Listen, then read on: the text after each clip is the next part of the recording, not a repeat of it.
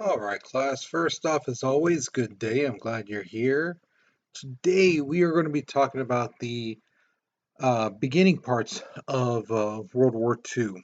Okay, basically, we're going to be talking about mainly focusing on the laws that were created to basically make the Jewish people's lives hell in Germany.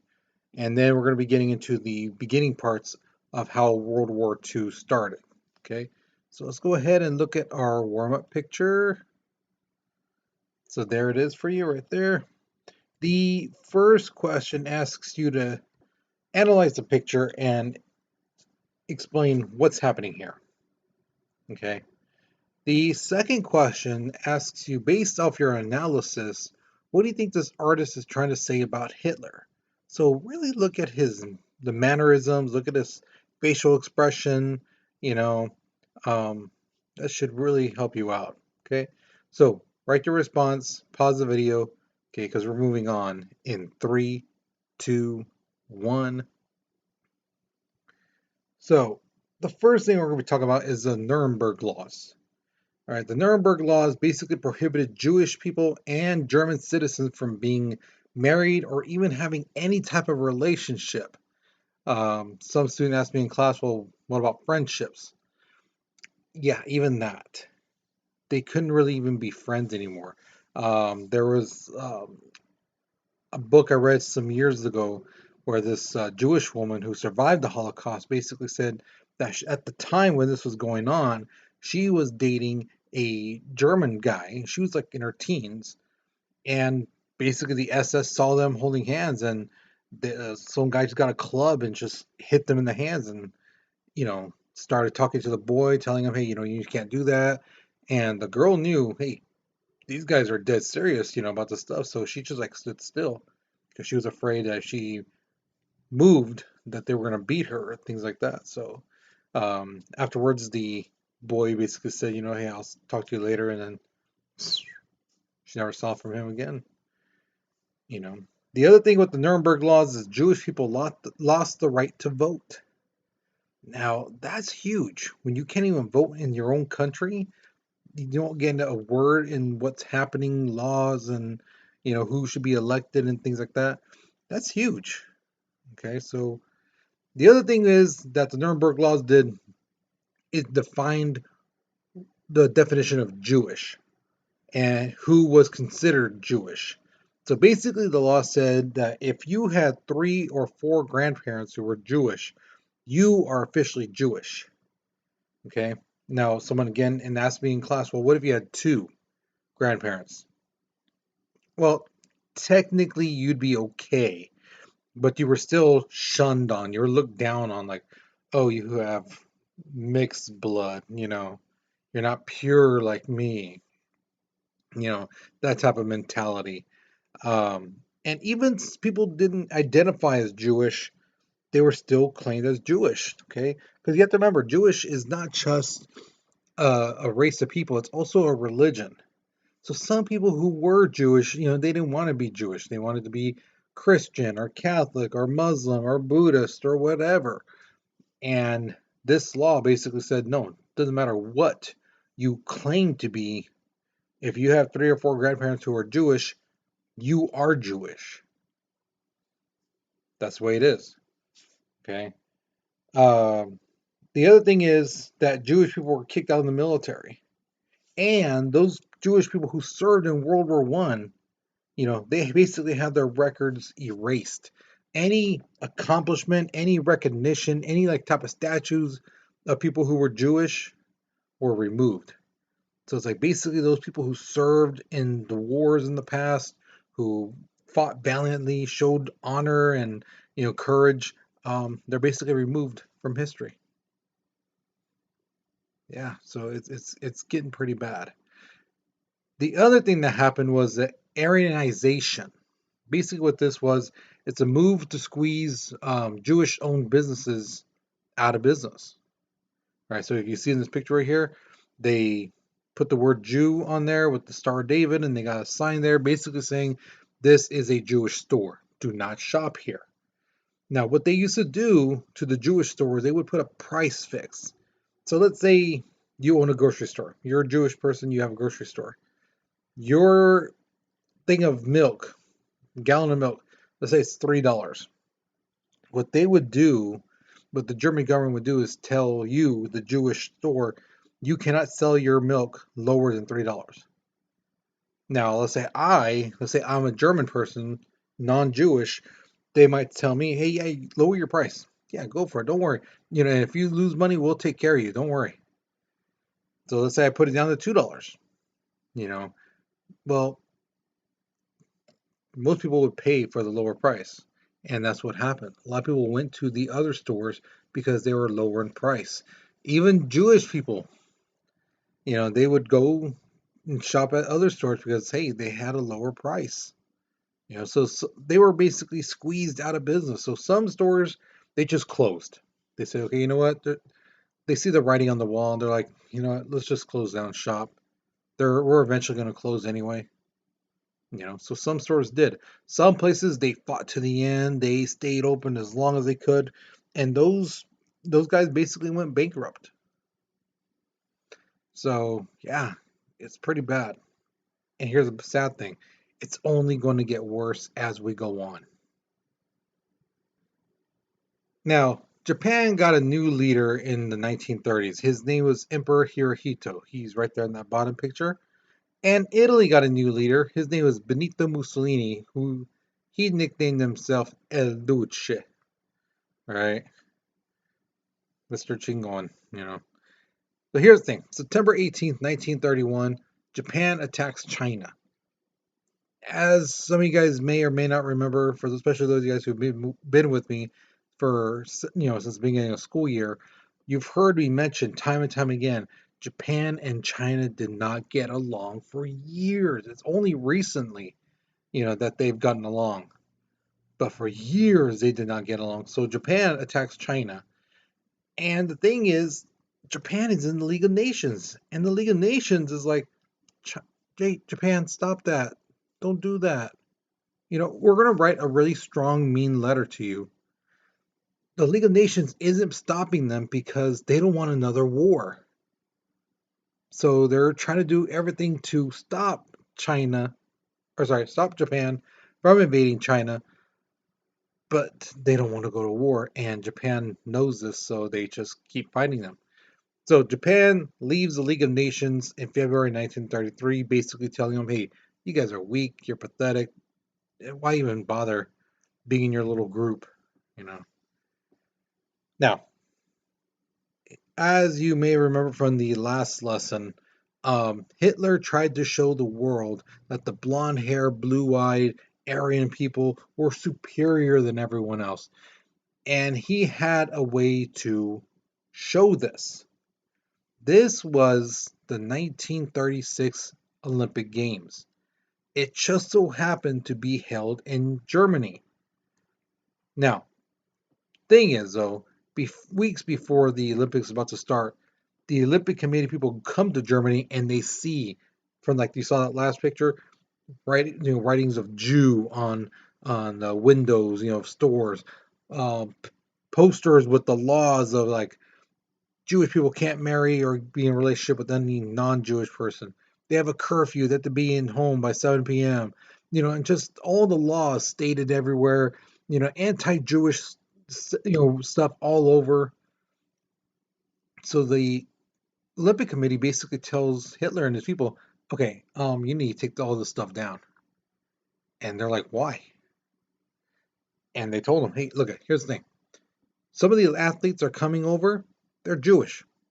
Okay. And if they see all this stuff, they're going to leave. And if they leave, basically saying, hey, look at they're anti-Jewish, things like that, other countries, because Jewish people are everywhere, those countries are going to leave, and then we're not going to have an Olympics. So it's your choice. We can either take down all this stuff or cancel the Olympics right now. Like I told you, Hitler wanted to show the world that they were better. So he said, okay, fine. Take down all that stuff. Wash off the Jewish sign stuff, off stores and things like that. So they got it all cleaned up right before the tourists and the Olympians come in. And when those guys get there, they're in awe of Germany. They're just like, wow. because they got out of the Great Depression earlier than most countries. Most countries are still going through the Great Depression during this time, and they're just like, wow, there's no homeless people sleeping on the streets. There's nobody like starving and hungry. Everyone looks good and healthy, and everyone looks like they have a job. Looks like they're going from place to place, and like the way it used to be. Wow, this is a beautiful place. Oh man, I wish our country was like this. Little do they know what's really happening. You know. Now, Hitler wants again to show the world the Aryan people are superior. So what he does is he basically makes sure that this Olympics is broadcasted around the world. Right? They even televise the Olympic game and like launch it into space. So the first like true radio and video waves that go into space are in the 1936 Olympics. Here's a funny little trippy thing. Those waves, those radio waves and video waves, they're still out there in space going on. Yeah, still to this day, they're still going out there. Okay. Um, so the Olympic Games start, and the Germany is kicking butt. They're dominating. Hitler is shaking the hands of the Aryan people who take first place, second place, things like that. And then comes the track and field events. Now Hitler is boasting, yeah, we got this. We have the fastest, strongest, people in the world. And then this American man, black man, I should say, named Jesse Owens, steps up, and he dominates the track and field events. In all four events that he's in, he wins gold medal. He breaks 3 world records and ties 1. That's pretty impressive.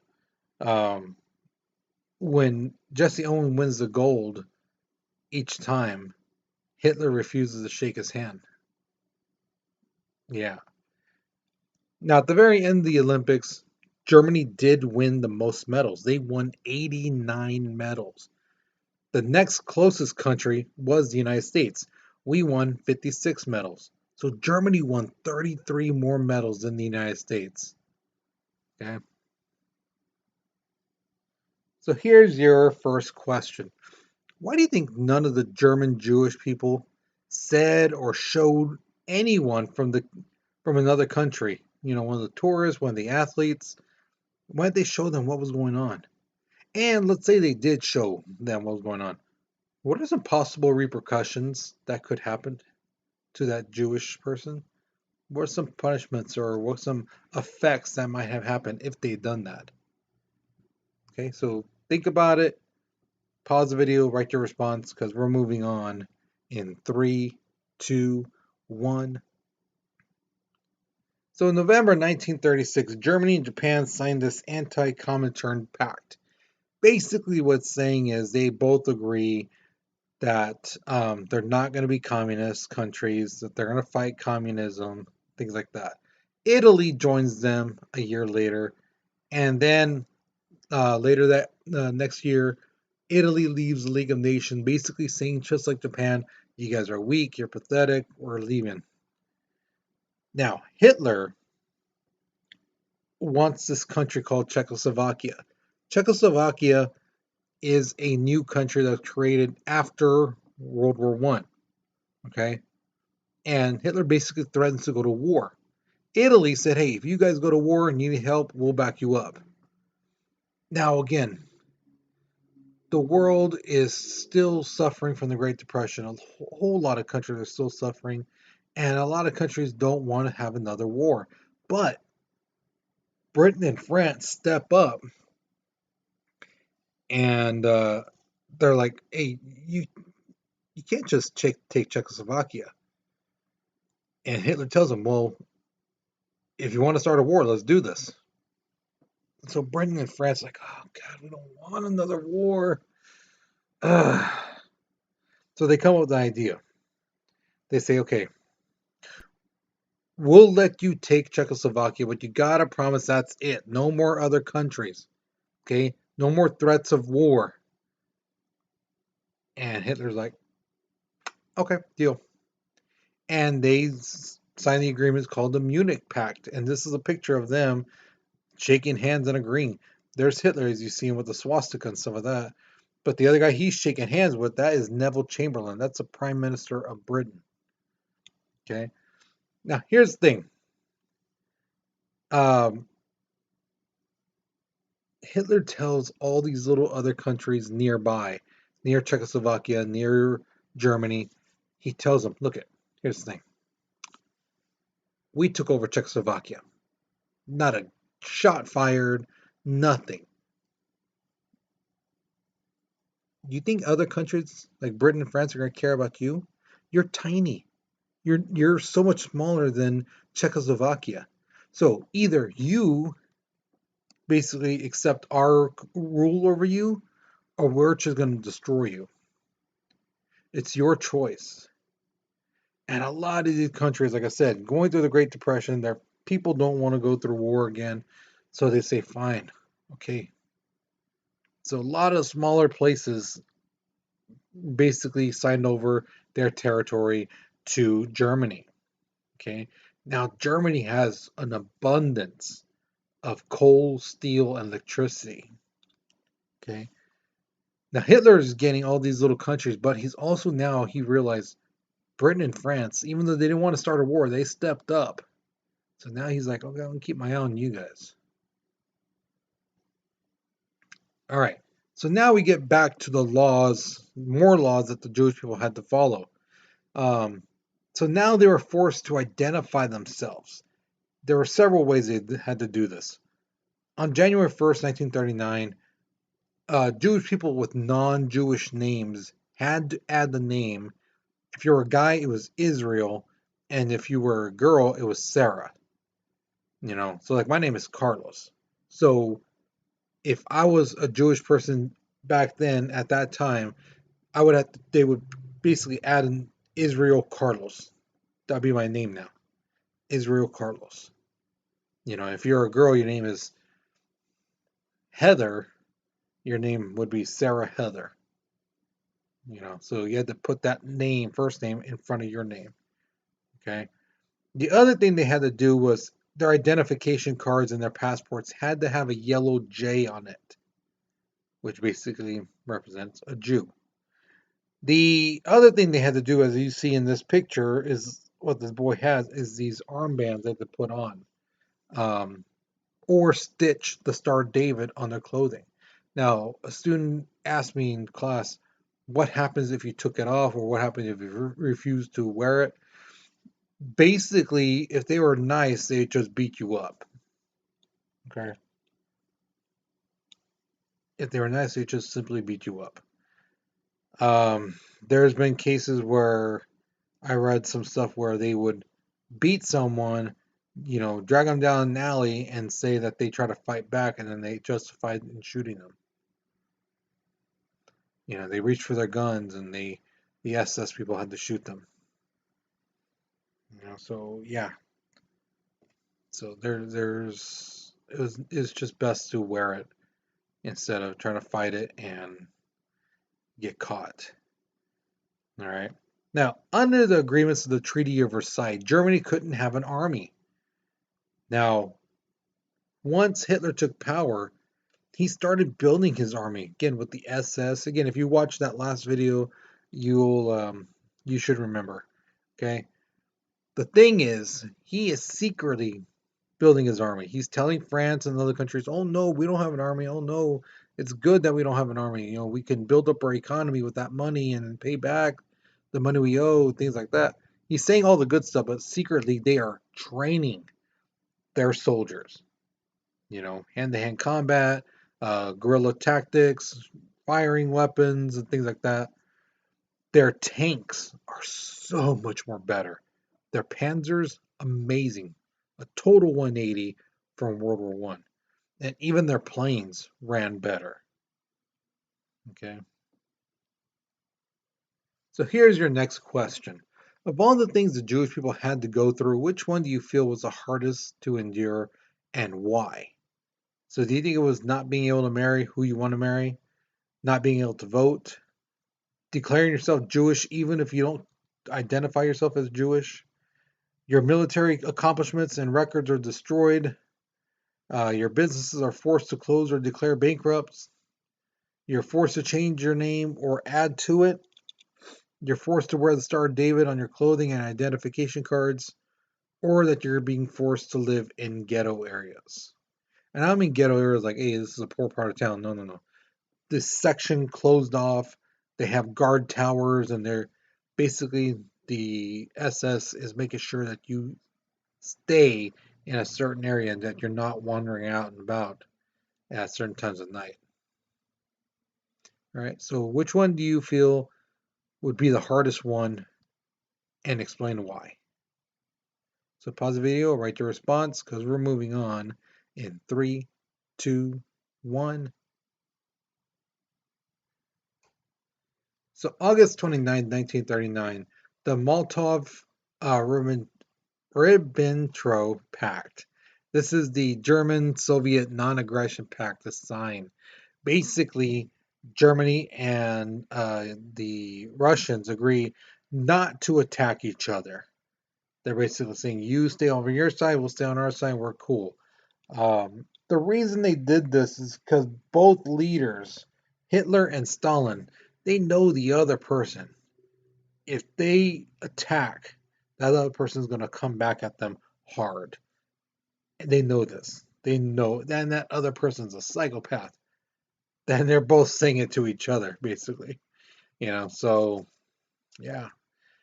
So Hitler continued intimidating countries to basically obey and follow Germany, and tells them, "Hey, follow along with us. Either we run you over, or you accept our rule." But there was only one country who said no, and that was Poland. Poland said, "No, we're not gonna just give you our country. No, forget that." So August 31st, 1939, Hitler orders the campaign to attack Poland the very next day. So the soldiers getting ready, tanks, planes, fueled up, and all that stuff. And September 1st, Germany attacks Poland in 3 different fronts. They attack them here, here, and then here, down south. I mean, they just boom, boom, boom. They use this thing called Blitzkrieg, which means lightning war. If you play football or you followed football, you'll know what the word blitz means, and that's exactly where they got it from. It's a fast, hard-hitting attack. You know, in total, 1.5 million soldiers attacked Poland. But so each section basically had like half a million here, half a million here, half a million there. Okay, Poland had the 5th largest army in Europe, but they were not prepared for this Blitzkrieg attack. And yeah, they were expecting weapons like in World War I, and Germany had improved theirs drastically. Okay. Um, Now, as you see from this picture, I know that's a Russian guy. I get it, but it's just a great picture to illustrate the fighting by soldiers, tanks, and planes. Okay, that's the Blitzkrieg. Quick, fast, boom, with everything you got: soldiers, tanks, planes. On September 3rd, uh, Britain and France honor their treaty with Poland, and they declare war on Germany.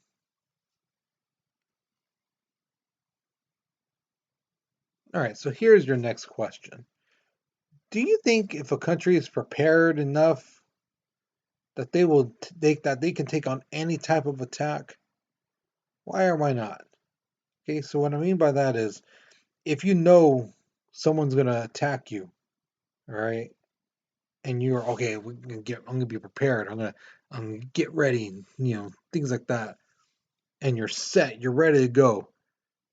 Do you think you can take on any type of attack if you know an attack is coming? And you have to remember, there's not just one type of attack, like boom, we're gonna hit you straight on. Sometimes it's more like hit from the side and the front, type of thing.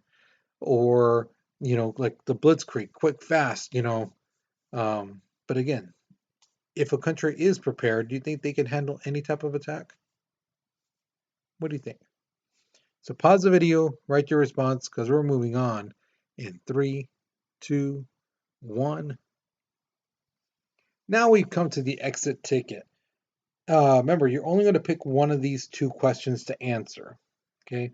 The first one says, do you think if the US had joined the League of Nations, that Hitler would have attacked Poland and started World War II? What do you think? Do you think he would have still attacked them or no? The second question says, do you think Hitler was happy with Germany winning the most medals in the 36 Olympics? Or do you think he was upset that Jesse James humiliated his track and field team? I mean, really humiliated them. So what do you think? Do you think he was happy that, hey, yeah, we had the most medals, 33 more medals than the next closest country? Or do you think he's like, nah, forget all that. Forget those medals. Our team was humiliated by this one black man from the United States. Which one do you think? Okay. So whichever question you feel you can answer better, answer that one. All right. So once you finish this exit ticket, that's it for this lesson. Hopefully you learned something new. Hopefully you enjoyed it. All right. So with that being said, you guys, you take care, you be safe, and I'll see you guys later, okay?